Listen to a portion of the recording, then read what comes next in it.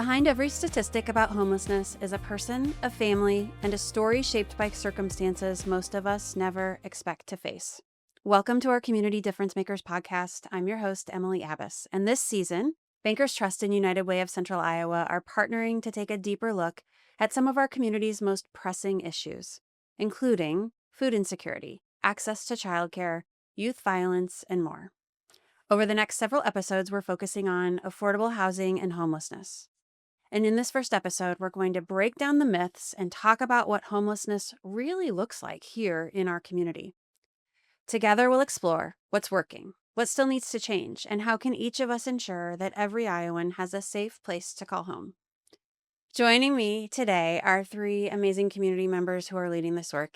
Angie Arthur, Executive Director of Homeward, Doug Romig, Director of Housing Solutions Alliance, and Mary Sellers, President of United Way of Central Iowa. I've said this before, and I'll say it again. Mary, your team and you are the best at being conveners in our community and bringing people together. That's why we wanted to partner so that we can all talk about shared community goals. So we're just thrilled to be here with you today. And thanks for joining us. Thank you. And thanks to everyone for being here. I'm excited for our conversation.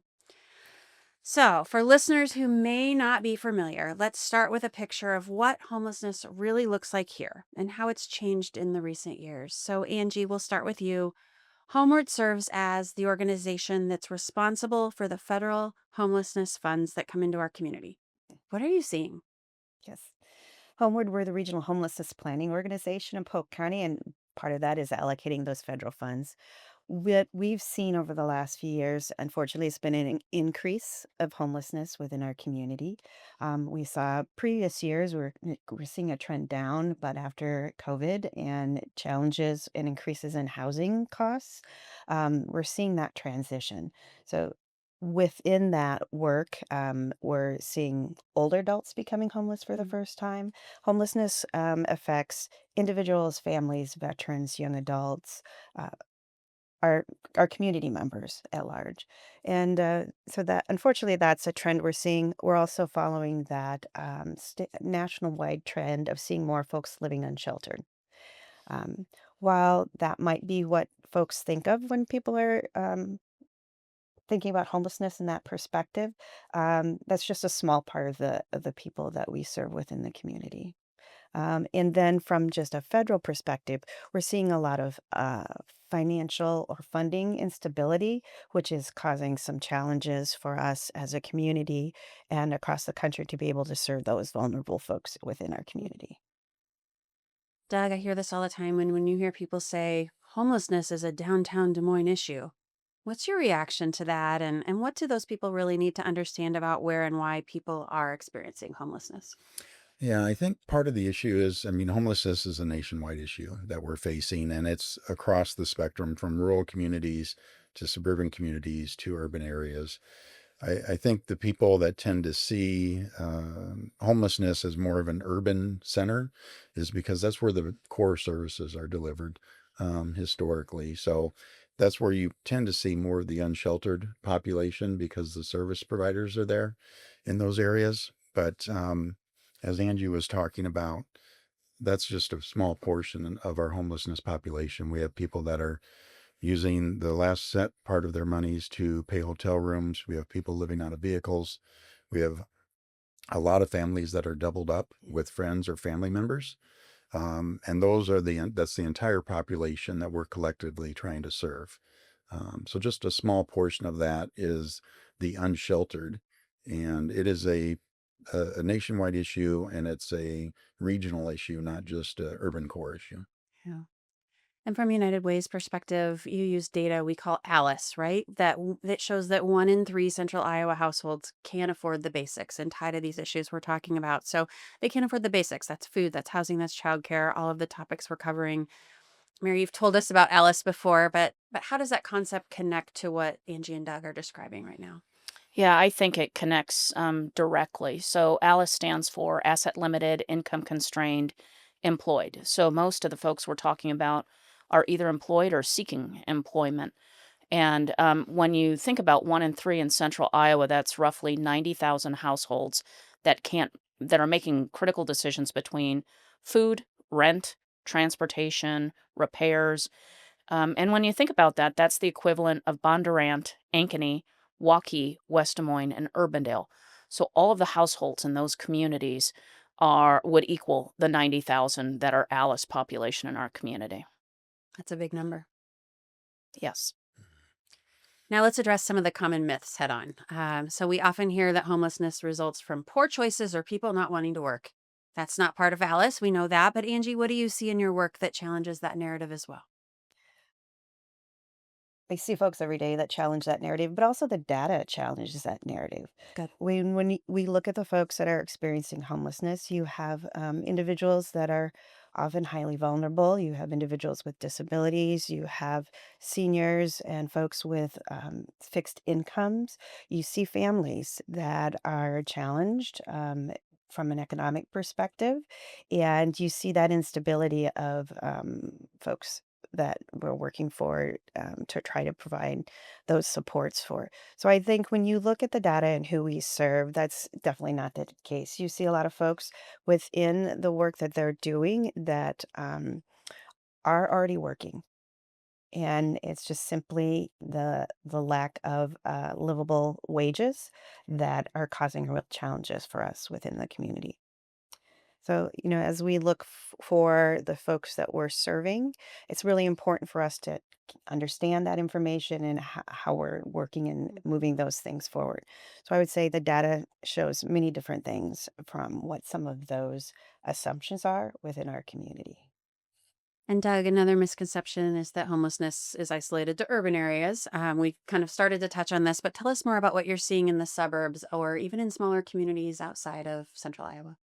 Yeah, so there's several. Again, it's you can look at the data, but also I was recently in a meeting with Melissa O'Neill, who oversees Central Iowa Shelter and Services, and they have contracts with 21 different communities, different counties, and they're seeing issues across the spectrum. So those are rural areas, suburban areas, urban areas, and one of the things that is beneficial when you're dealing with this population, if you can keep them in place where their home is or where their support system is, instead of transporting them to an urban center like downtown Des Moines, you can help them achieve greater success for self-sufficiency.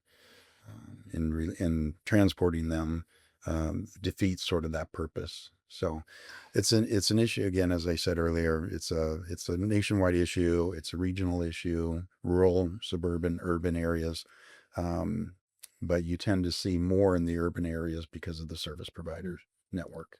And I love that you're both data nerds just like me, where I mean you can't argue with what the insights that data shows you and then it's how you make those insights actionable. I love that. So Mary, when it comes to the business community, you work a lot with a lot of the major corporations in our community.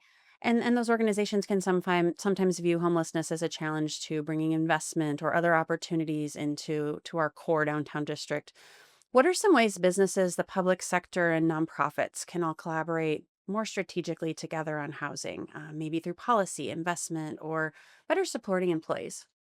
Yeah, so I would say a couple of things to that. One, I think our community does really well in that for a variety of issues, and homelessness being one of them. I think the blueprint that was released this April and is now being led by private sector, public sector, nonprofit folks. I think that is another example of if we're going to have systemic change in this big challenge we have as a community, we must come together to address it. And I've been really encouraged that so many from across sectors have come together to address it. I think one of the things, as we go out and meet with our corporate partners for the United Way campaign, we are hearing from them that, oh, they realize that they have somebody that is working there that is living out of their car, Mm. or to Doug's point, might be doubled up in a home. And so I think they're seeing it firsthand. And I think that if there are ways that our corporate partners can ensure that, what people need is consistent transportation. Childcare is a big issue for a lot of these folks. Food and housing are the key aspects that, if there are ways that employers can not only get involved at a systemic level for a community, but also support their employees. And I'm glad you brought up the blueprint. So the Mhm, blueprint to address homelessness there's been a lot of momentum created, mhm. including the creation of this blueprint, the new Housing Solutions Alliance that Doug leads. Angie, can you tell us what these initiatives are and how they came together? Sure. The blueprint to address homelessness is a 5-year strategic plan of how we can come together as a community. So Mary's right, it's going to take all of us in the community, all of our partners and elected officials and corporate and community to come together to move this forward as a community solution for homelessness. The work started years ago, right? We felt it was important to understand what specifically was happening in our community. We can look at studies across the nation, but we wanted to understand locally what was happening. So we worked with Drake in 2022 for a report that released to help us understand what unsheltered homelessness looked like in our community and to move that forward. And with that base of information, we thought, let's also look at our gaps. So the following year, we came together, looked at the gaps, and really helped us identify specifically from permanent housing solutions, from prevention, as well as looking at emergency shelters and what do we need in our community. And so those two pieces, we came together and we're able to work with a great consultant from Housing Solutions and from Housing Innovations and say, what do we feel is important as a community? We had over 250 individuals within our community. We had folks with lived expertise. We've had service providers. We had first responders. We had affordable housing developers, as well as just a variety of community members that were concerned that came together and said, these are important pieces for us. And what do we think we want to do for a priority as a community? And it has 7 different areas. You can go to our website at homewardiiowa.org to see the blueprint to address homelessness. There's a summary and a full document, but it talks about things about what do we do for prevention? What do we do for crisis response? What do we do for more affordable, accessible housing in our community? So we're very pleased, and I agree with Mary's comment as well. The community has really come together, and this is the most that I've seen in my work with homelessness of everybody really saying, let's raise this issue and create solutions. Well, those that know me would be disappointed if I didn't throw in a Go Bulldogs. So I'm glad you partnered with Drake, our university here for our community. But more important is that theme of collaboration starting to come up. And I think we're going to hear it in every conversation we have. And I think Mhm. it's just really what is giving hope and what makes our community special is that regionalism and collaboration. Mary, you served on the Homeless Coordinating Council, and United Way played a big role in convening partners for this effort. What made this the right time for such a coordinated approach? I think that to Angie's point earlier, we started seeing the numbers go up. And I think the gap analysis that we did in 2023 really started to say, here are the issues that we have as a community. And then with Matt White, our consultant that came in, that then looked at how do we organize around the gap analysis. I just think it was a methodical and thoughtful process for us to undertake as a community. And I think that, as I mentioned earlier, the multi-sector support to say, we need to do this now. Mhm. And Doug, you're the first ever director of Housing Solutions Alliance. It brought you back to our community. So welcome back to Central Iowa. We're glad you're back home.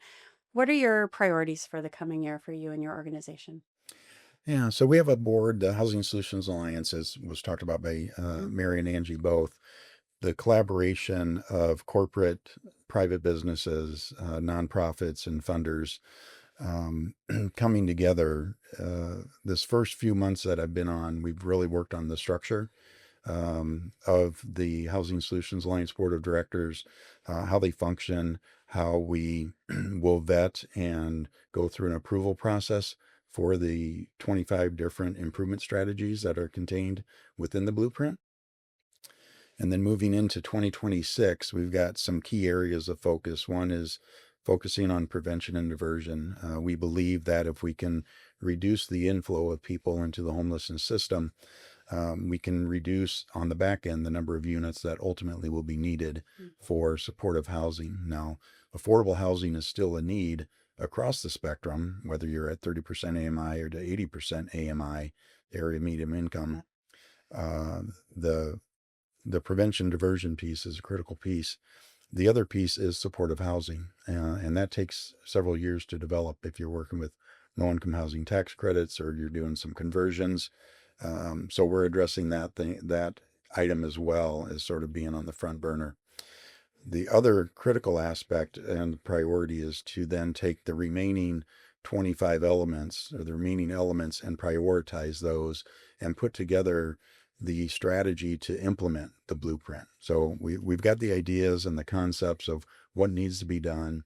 So 2026 is how do we do that and how do we get there? Sounds like 2026 is going to be a great year. It should be a great year. When we look beyond emergency shelters, we see that housing instability is rarely caused by one factor. And you've described already, Angie, this really can hit anyone. It's anyone you know could be impacted by this. What are the root causes we need to tackle to truly end homelessness in central Iowa? Well, as Doug was talking about some things, I was thinking it just demonstrated how complex the issue is. So there is definitely multiple root causes. I think an important thing to think about within our community and really within the state and the country is the lack of affordable and accessible housing. When we look at folks with particularly extremely low income, there just aren't enough houses. So there's approximately in the state of Iowa about 100,000 households that are considered extremely low income. That would be a family of four making about $30,000 or an individual making about $23,000. Okay. And when you think about those numbers, that's comparable to having four Jack Trice stadiums full of folks, Mm, right? that's a visual, yeah. Yes. And when you look at Polk County, for those folks that are extremely low income, if you have 100 households that are looking for a place to live, there's only 23 affordable and accessible units for them. Okay. So you see that gap. Okay. In the state of Iowa, it's approximately 42. So again, there's gaps of that type of housing. And I think that's important to think about that from a system perspective. There's various other issues as we talk about not having affordable, livable wages. That causes that instability because you can't access childcare. Say childcare is so expensive, and so you have the choice of do you have enough money to go to childcare or do you need to work, right? Like there's different things from that perspective. When we're talking about the lack of generational wealth, I think that is a challenge for us. So there's a lot of those root causes as we talk about that I think is challenging, but definitely the lack of accessible, affordable housing is a big challenge. And Doug, how will your organization approach these interconnected issues differently than maybe our community has things we've tried in the past? Yeah. So I think the biggest change that we're seeing and the need with the community coming together is that we know we can't rely on federal and state governments to solve this issue. It's got to be done at a local level. And the collaboration and cooperation of the business sector, the elected officials, the private nonprofit operators, providers, and funders collectively can have an impact to address some of the items that Angie has talked about. So, one of the elements within the blueprint is providing more affordable housing and housing with supports or supportive housing. So those elements are being addressed systematically through the blueprint. And we've got various teams working on those specific elements, whether it's additional shelter needs, affordable housing needs, transition to housing, um, permanent supportive housing across that spectrum. So it's the collaboration, and again, it's a system wide issue that we've got to address. So what's exciting to me is that we have all the players at the table that need to be there to make these decisions, make these recommendations, and take the blueprint and make it a reality for our community. You're ready to go. I can tell. Mary, how does this fit with United Way's more holistic United to Thrive framework? It fits squarely within United to Thrive. Obviously, with our element focus on essential needs, it's a safe, affordable place to call home and access to healthy, nutritious food. And if families don't have that and can't afford childcare, then those kids aren't set on a path to be successful in school. And, they could be less likely to graduate from high school. We know that there are a lot of kids that don't have a plan beyond high school. We also know from an economic development standpoint, our workforce needs are great. So we need them to graduate from high school with a plan for the future. And then you look at whether people that are homeless or doubling up in homes, if they can afford healthcare. And so all of that comes together. So this is squarely in the midst of United to Thrive. And what we're trying to do, which Angie and Doug have said, which is there's so many complexities and interstitial aspects to this that it's just not one thing or another. It's all of it. Yeah. I want to go back to Doug because I feel like Doug's ready to go, and like this is going to be a big year. Um, but let's look out even further. What does success look like for the blueprint 5 years from now? Again, it's multiple factors. It's reducing the inflow of homelessness. It's reducing or eliminating the unsheltered population, providing those opportunities and those supports, whether it's families or individuals, and expanding affordable housing opportunities. Part of our population, whether they, seniors on fixed incomes or individuals with physical, mental disabilities are going to need some longer term support. But a lot of the families that we're facing are trying to get by and they're just struggling, as Angie had said, and Mary's alluded to. A livable wage is a critical aspect to success for these families. You have people that are working hourly jobs. If they get sick for 2 weeks, their child gets sick, that's a missed paycheck. Yeah. And so they're one crisis away from being homeless or being in a catastrophic situation. So the intent is to try to catch them earlier through supports and services, and then address the long-term needs to provide a more affordable housing throughout the region. And Angie, I'm wondering when community members may encounter someone who's experiencing homelessness, what's the most helpful way to respond? I think it's helpful to respond with compassion Mm. and kindness. If you're having that direct conversation with someone, there's challenges within their lives. I think people need to understand that folks experiencing homelessness is a trauma in itself. And so that provides those challenges and things that we don't think about on a day basis. I think there's a couple different things that one can do. If there's a concern about an individual, there is centralized intake at primary health care located at 1200 University Avenue to share from that perspective about those resources, to maybe offer a meal if that's something that you're comfortable with. Also, I think it's important for people to um, understand what homelessness looks like in your community. So there's opportunity for education. Mhm. More system wise, they can sign up for our advocacy newsletter on our website to understand some things that we can advocate for from that perspective. But just think about things with a little bit of compassion and offering grace with folks. I love that. So, for our final question, let's talk about hope. How can we change the story about homelessness in our community? So, Angie, again, we'll start with you. What gives you hope as you look forward at where we're headed? There's a lot of places for hope. I think one place to start is to look at the service providers that are doing the work day in and day out. Mhm. They are looking and working under resourced usually, Mm. so that's a challenge. But they're there and supporting and really compassionate with the folks that we're working with. I think there's hope in the blueprint. The fact that we've had over 250 folks come together within the community to create solutions, like real true solutions that we can move forward within our community. There's hope in the folks that we're serving on a regular basis.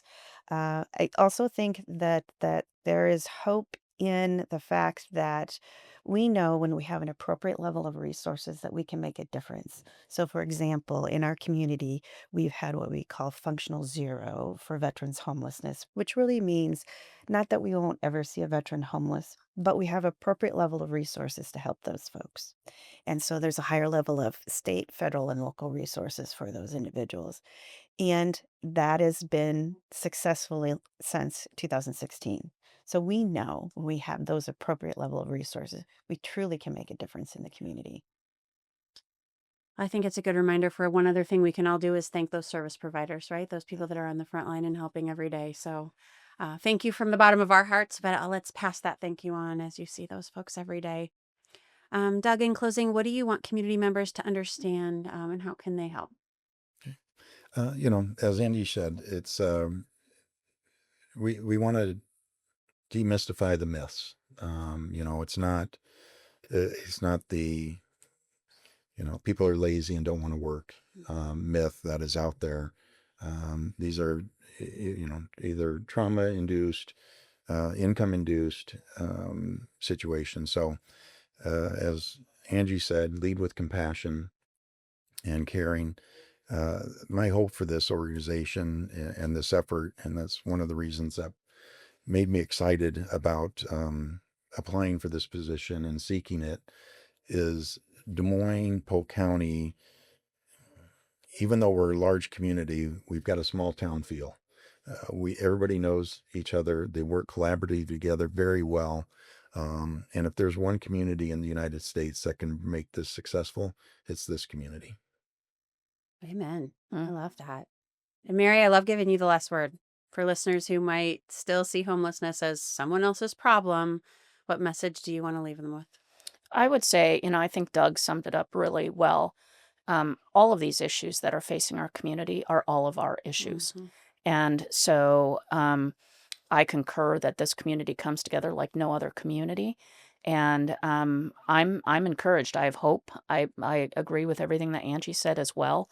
But I think any of these issues our community is facing is all of our issues. And I think we're uniquely positioned as Des Moines and Central Iowa to address them.